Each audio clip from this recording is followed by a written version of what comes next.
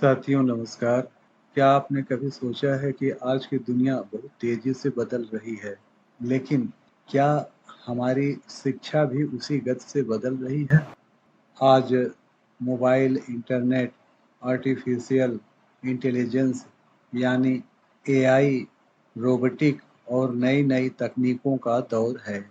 ऐसे समय में केवल किताबें पढ़ लेना या परीक्षाओं में अच्छे अंक ले आना ही पर्याप्त नहीं है।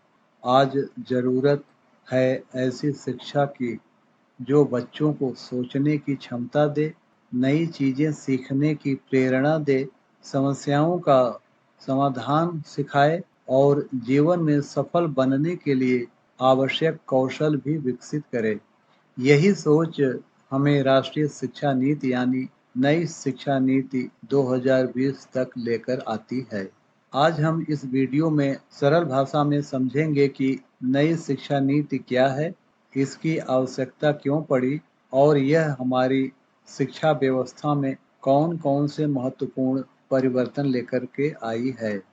सबसे पहले हम यह समझते हैं कि नई शिक्षा नीति आखिर है क्या? सरल शब्दों में कहें तो राष्ट्रीय शिक्षा नीति भारत सरकार द्वारा तैयार की गई ऐसी रूपरेखा है जो यह तय करती है कि देश में शिक्षा कैसी होगी, कैसे पढ़ाया जाएगा, विद्यार्थियों को क्या सीखना चाहिए और भविष्य की आवश्यकताओं के अनुसार शिक्षा को कैसे विकसित किया जाए।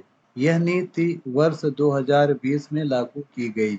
इससे पहले देश में 1986 में राष्ट्रीय शिक्षा नीति लागू थी, जिसमें समय-समय पर कुछ संशोधन भी किए गए थे। लेकिन लगभग 3 दशक में दुनिया, तकनीक, रोजगार और समाज सब में बड़े बदलाव हो चुके हैं। इसलिए शिक्षा व्यवस्था को भी नए समय के अनुसार बदलने की आवश्यकता महसूस हुई। इसी उद्देश्य से नई शिक्षा नीति तैयार की गई है। अब प्रश्न उठता है कि आखिर नई शिक्षा नीति लाने की आवश्यकता क्यों महसूस हुई? लंबे समय तक हमारी शिक्षा व्यवस्था में परीक्षा और अंकों पर बहुत अधिक जोर दिया जाता रहा है। कई बार विद्यार्थी विषय को गहराई से समझने की बजाय केवल उसे याद करके परीक्षा पास करने का प्रयास करते थे। दूसरी ओर उद्योग, विज्ञान, तकनीक और समाज की आवश्यकताएं लगातार बदल रही हैं। आज कंपनियां केवल डिग्री नहीं बल्कि कौशल, रचनात्मक सोच, संवाद क्षमता, टीम वर्क और समस्या समाधान जैसी योग्यताओं को भी बहुत महत्व देती हैं। इसीलिए आवश्यकता थी ऐसी शिक्षा व्यवस्था की जिसमें बच्चा केवल जानकारी प्राप्त न करे बल्कि उसे समझे, उसका उपयोग करना सीखे और अपने जीवन तथा समाज की समस्याओं का समाधान खोज सके। नई शिक्षा नीति इसी दिशा में एक बहुत महत्वपूर्ण कदम है। आइए अब जानते हैं कि नई शिक्षा नीति का उद्देश्य क्या है। नई शिक्षा नीति का लक्ष्य केवल विद्यार्थियों को पास कराना नहीं है, बल्कि उनका समग्र विकास करना है। इसका अर्थ है कि बच्चों का बौद्धिक, शारीरिक, मानसिक, भावनात्मक, नैतिक, सामाजिक विकास हो। यह नीति चाहती है कि विद्यार्थी रचनात्मक सोच विकसित करें, प्रश्न पूछें, नए विचार प्रस्तुत करें, अनुसंधान करें और अपने कौशल के आधार पर आत्मनिर्भर बने। इसके साथ साथ भारतीय संस्कृति, संविधान के मूल्यों, पर्यावरण संरक्षण और सामाजिक जिम्मेदारी की भावना को भी शिक्षा का महत्वपूर्ण भाग बनाया गया है। अर्थात शिक्षा केवल नौकरी पाने का साधन नहीं बल्कि अच्छे नागरिक बनने का माध्यम भी है। अब बात करते हैं स्कूल शिक्षा में सबसे महत्वपूर्ण परिवर्तन की। नई शिक्षा नीति में पहले की 10+2 प्रणाली के स्थान पर 5+3+3+4 संरचना को अपनाई गई है। इसका उद्देश्य बच्चों की उम्र और उनके मानसिक विकास के अनुसार शिक्षा देना है। शुरुआती वर्षों में छोटे बच्चों को खेल-खेल में कहानियों, चित्रों, गीतों और गतिविधियों के माध्यम से सीखने का अवसर मिलेगा। जैसे जैसे उनकी उम्र बढ़ेगी, वैसे वैसे पढ़ाई का स्तर भी आगे बढ़ेगा। मध्य कक्षाओं में प्रयोग, परियोजनाएं और व्यवहारिक गतिविधियां बढ़ेंगी, जबकि उच्च कक्षाओं में विद्यार्थियों को अपनी रुचि और भविष्य के अनुसार विषय चुनने की अधिक स्वतंत्रता मिलेगी। इस बदलाव का उद्देश्य यह है कि बच्चा केवल किताबें याद न करे, बल्कि सीखने की प्रक्रिया का आनंद भी ले और वास्तविक जीवन से जुड़कर सीख सके। नई शिक्षा का एक महत्वपूर्ण परिवर्तन है विषय चुनने की स्वतंत्रता। पहले अक्सर विद्यार्थियों को विज्ञान, वाणिज्य और कला जैसी अलग-अलग धाराओं में बांट दिया जाता था। यदि किसी विद्यार्थी ने विज्ञान चुना, तो उसके लिए संगीत, चित्रकला या अन्य विषय पढ़ना कठिन हो जाता था। लेकिन नई शिक्षा नीति इस सोच को बदलने का प्रयास करती है। अब यदि किसी विद्यार्थी की रुचि विज्ञान के साथ संगीत में है, या गणित के साथ चित्रकला में है, या इतिहास के साथ कंप्यूटर सीखना चाहता है, तो उसे ऐसे विषय चुनने के अधिक अवसर मिलेंगे। इसका उद्देश्य प्रत्येक विद्यार्थी की व्यक्तिगत रुचि, क्षमता और प्रतिभा का सम्मान करना है।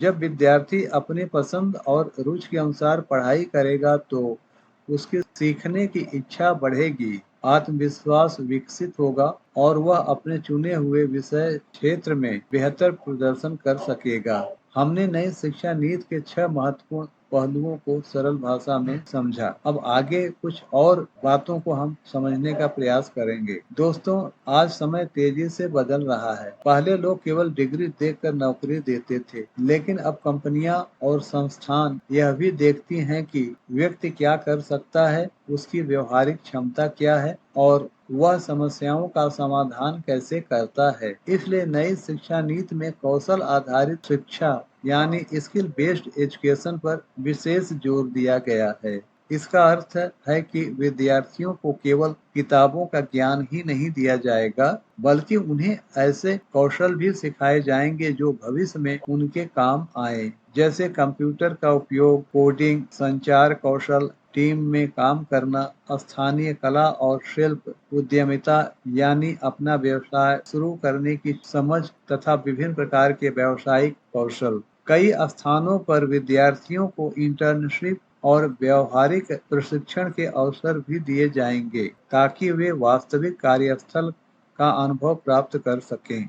सरल शब्दों में कहें तो नई शिक्षा नीति का उद्देश्य केवल पढ़े लिखे विद्यार्थी तैयार करना नहीं, बल्कि ऐसे युवा तैयार करना है जो आत्मविश्वासी हो, आत्मनिर्भर हो और बदलती दुनिया की आवश्यकताओं के अनुसार स्वयं को ढाल सके। अब बात करते हैं परीक्षा प्रणाली की। हमारे देश में अक्सर विद्यार्थियों और अभिभावकों की सबसे बड़ी चिंता परीक्षा और अंक होते हैं। कई बार बच्चे पूरे वर्ष केवल परीक्षा की तैयारी करते हैं और विषय को समझने की बजाय उसे याद करने का प्रयास करते हैं। नई शिक्षा नीति इस सोच में बदलाव लाना चाहती है। इस नीति के अनुसार परीक्षा का उद्देश्य केवल यह देखना नहीं होगा कि विद्यार्थी ने कितना याद किया है, बल्कि यह भी समझना होगा कि उसने विषय को कितना समझा है और वह सीखी हुई बातों का उपयोग वास्तविक जीवन में कैसे कर सकता है। इसीलिए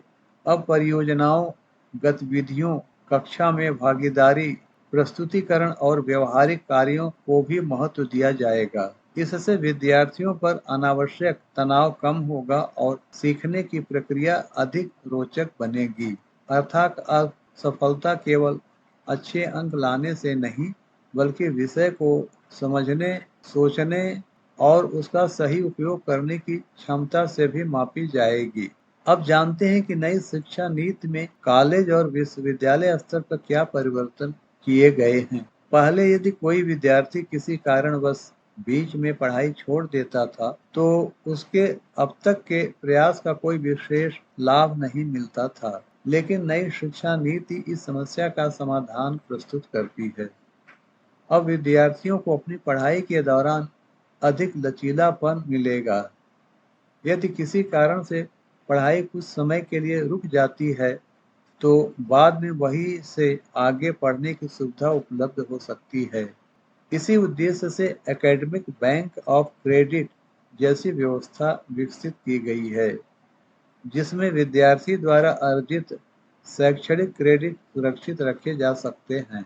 इसके साथ ही बहुविषयक शिक्षा यानी मल्टीडिसिप्लिनरी एजुकेशन को बढ़ावा दिया गया है। इसका अर्थ है कि विद्यार्थी अपने मुख्य विषय के साथ अन्य विषयों का भी अध्ययन कर सकते हैं। इससे उनका ज्ञान व्यापक होगा और भविष्य में उनके लिए रोजगार तथा शोध के अधिक अवसर उपलब्ध होंगे।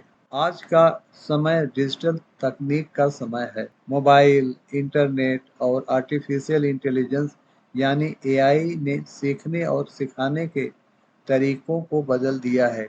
नई शिक्षा नीति इस परिवर्तन को स्वीकार करती है और शिक्षा में तकनीक के उचित उपयोग पर बल देती है। अब ऑनलाइन शिक्षा, डिजिटल पुस्तकालय, वर्चुअल प्रयोगशालाएं, स्मार्ट कक्षाएं और डिजिटल शिक्षण सामग्री का महत्व लगातार बढ़ रहा है। विद्यार्थी केवल अपने विद्यालय या पुस्तकालय तक सीमित नहीं रहेंगे, बल्कि देश और दुनिया के अनेक शिक्षण संसाधनों तक पहुंच बना सकेंगे। लेकिन यहाँ एक बात बहुत महत्वपूर्ण है। तकनीक एक साधन है, शिक्षक का स्थान नहीं ले सकती। शिक्षक केवल जानकारी देने वाला व्यक्ति नहीं होता, बल्कि वह विद्यार्थियों को सही दिशा दिखाता है, उनके व्यक्तित्व का विकास करता है और जीवन मूल्यों की शिक्षा भी देता है। इसलिए नई शिक्षा नीति में तकनीक और शिक्षक दोनों की भूमिका को समान रूप से महत्वपूर्ण माना गया है। हर नई योजना के साथ कुछ चुनौतियां भी जुड़ी होती हैं और नई शिक्षा नीति भी इसका अपवाद नहीं है। इसमें सबसे बड़ी चुनौती है पूरे देश में इस नीति को समान रूप से लागू करना। हमारे देश के कुछ विद्यालयों में आधुनिक सुविधाएं उपलब्ध हैं, जबकि कई ग्रामीण क्षेत्रों में अभी भी अच्छे भवन, प्रयोगशालाएं, इंटरनेट और पर्याप्त शिक्षकों की कमी है। इसके अलावा शिक्षकों को नई शिक्षण पद्धतियों का प्रशिक्षण देना भी आवश्यक होगा। मातृभाषा में गुणवत्तापूर्ण पुस्तकों और अध्ययन सामग्री की उपलब्धता सुनिश्चित करनी होगी।